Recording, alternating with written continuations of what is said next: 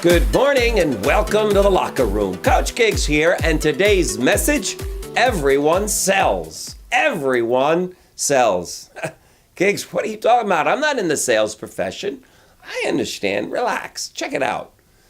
To sell something means that you're trying to convince someone else of your thinking and what you want them to do. Think about it. We have been selling since the day we were born. Every single one of us. Some of us have just learned how to make a living doing it. Let me explain, because everyone sells. When you were born, very quickly, you cried, and this cry was your way of getting some attention. When you cried, it told your mom that you wanted to eat, that maybe you had poopy diapers, or that you were hungry. As soon as mom responded to you, the sale was made.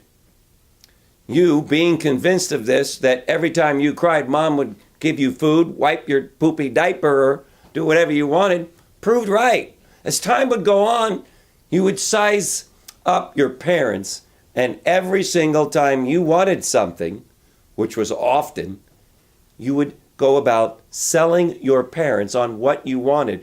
And if they said no, you kept closing them, coming back again. Oh, you remember this? So do I. I was pretty good at it. I'm sure you were too, because it's instinctual. If you couldn't close that deal, then what would you do? You would pout, you would cry, you would go off to the corner. And then if you saw that they didn't respond, well, maybe you tried another approach. Have you noticed that some kids are closers? They just don't stop until they get what they want. So what am I saying? I think every one of us should take a few tips from these little ones and relearn what you have in you that is instinctual. Because if you can't sell yourself, which is the most important, amazing product on planet Earth, then you're not going to live your best life. So decide exactly what you want in life and then go for it. Don't let up, just like you did when you were a child, until you get what you want. Learn how to use your words to frame what you want to say. Consider the other person's wants, their needs, and make sure you include them in your discussion. Think about it. If you met with your parents' needs when you were asking for something, parents, we're easy. We're rollovers. Yes, give me what I want, kid. You got anything you want? Read the great books on the art of selling. Read the greatest salesman in the world. I think everyone should read that. While we all know that Jesus Christ is at the center of controversy for the entire human race, he was and still is probably one of the greatest salespersons that ever lived. I say this with no disrespect to who we all know and respect. He never held an office.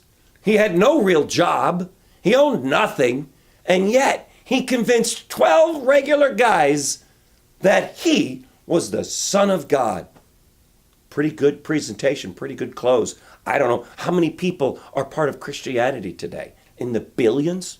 Folks, everyone sells. It's just in our nature. It's just that some of us have perfected this art and others are on their way. I hope that's you.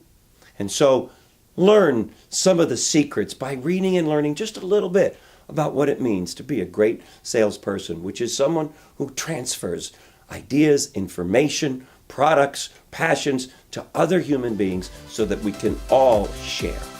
Let's do that and we'll live our best lives. Thanks for joining me, gang, and we'll see you tomorrow in the locker room. Bye-bye. If you've enjoyed and feel the Daily Locker Room has served as an inspiration in your life, why not share it with a friend by sending them the daily message?